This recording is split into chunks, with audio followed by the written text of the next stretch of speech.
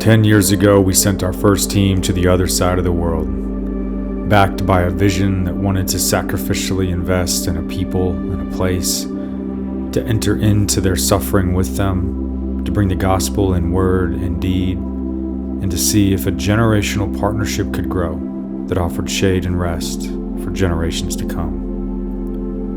We felt called to become a church with missions at the core of who we are, devoted to the glory of Christ and the life of the world. Together, we were introduced to women that lost everything to follow Jesus, women hoping there was more to life than a brothel street and the shame of abandonment. We met children that didn't even know when their birthday was, children that didn't even have a birth certificate, children with unforgettable smiles, yet children forgotten by this world.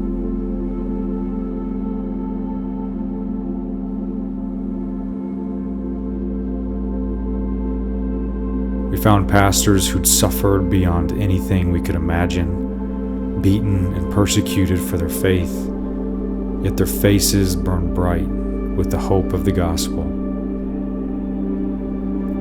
But on that first trip, there was a distance between us and them, the unfamiliarity of language and culture and space and time.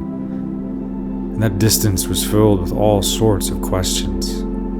Could anything really come of all this? Is there really a place for us here? Would the Spirit of God really unite our churches across oceans and continents? Would our people go? Would our people give? Would our people fall in love? And now, 10 years later, we see that Jesus was beginning to write his story that would reveal the glory of God among us. Now over 80 people have gone. $800,000 has been raised. A second children's home has been purchased. 10 churches have been built. 5 green door homes given. 15 water wells have been dug.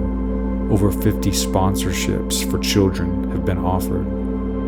Children we've watched grow up and rescued from the rice fields and brothel streets as the cycle of poverty ended for their family.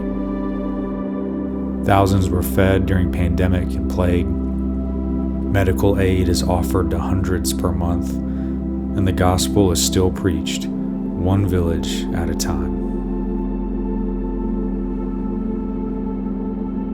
And this year we returned, after 3 years of separation.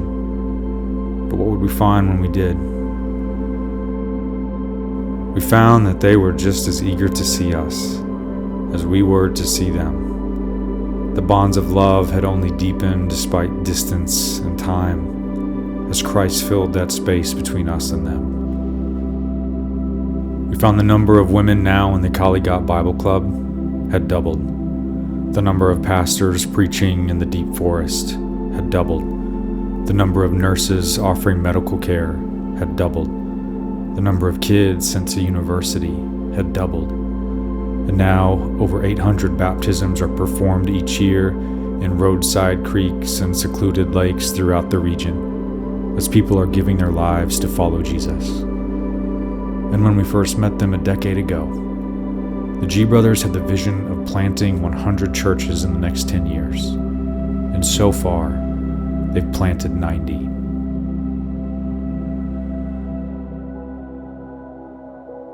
So what about the next 10 years?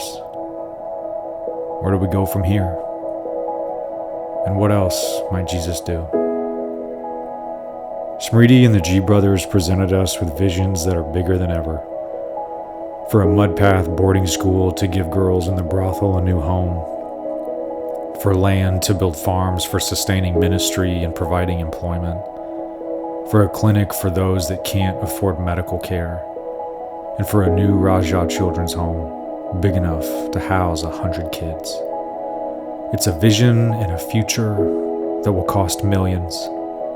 It will require faith and belief and trust in a God in whom all things are possible. Yet we look forward in hope, because after all these years, it's we who have been changed too. because Jesus met us in the faces of the Raja kids and shared his love for them with us. He met us in the preschools deep in the slums where little voices sing about him. He broke our hearts with the stories of suffering of those we've come to know and love. He inspired us with faith that stands tall in the midst of persecution. He gave us new desires to commit ourselves to their good. And that distance that was once there, Christ is now filled with his Spirit and woven our lives together in the most beautiful ways.